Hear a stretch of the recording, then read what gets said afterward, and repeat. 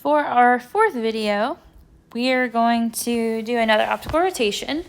So for this one, we're trying to determine the composition or the components of R and S for this specific structure or mixture.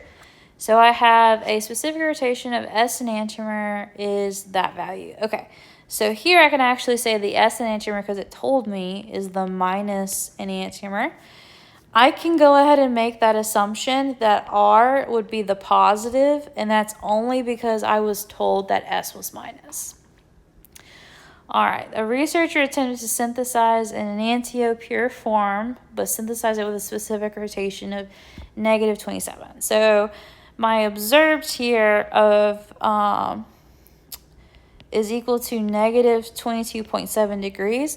Because it is not exactly 26.9, I know that I'm going to have a mixture of enantiomers, all right?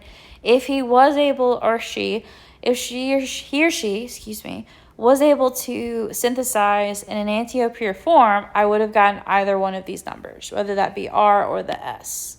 Okay, so that's how I know there's a mixture, and now I'm trying to figure out how much R and how much S.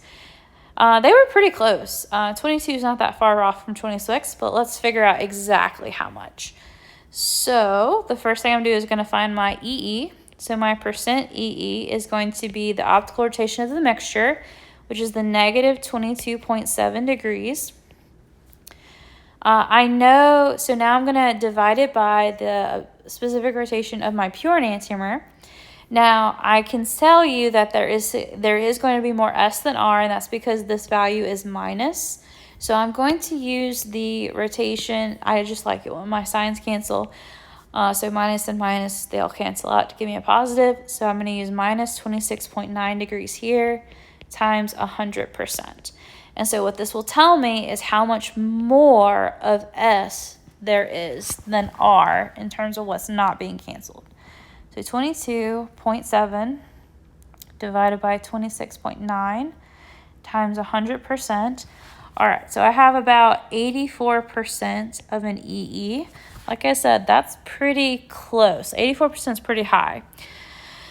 But I want to know exactly how much of each I have. So this is just the amount that's not being canceled. So everything else is. So let's look at that.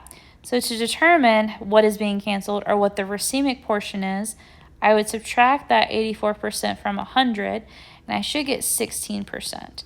Just because it's late, my brain is probably not working, but it is. Okay, so that is 16%. Now this is what is racemic of our mixture. In order to determine how much of S and R is part of this, we're going to divide this by 2.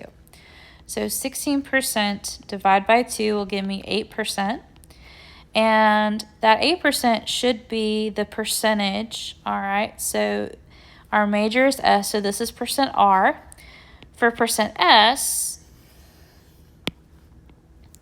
we're going to take that 8%, and we're going to add it back to the 84% we knew was not being canceled. So plus the 8%, and we will get 84 plus 8, 92. So like I said, it's pretty pure, but it's not enantiomerically pure because you don't have just one enantiomer. But it was pretty close. All right, so hopefully these videos have cleared up or clarified some questions that we still may have had about optical rotation.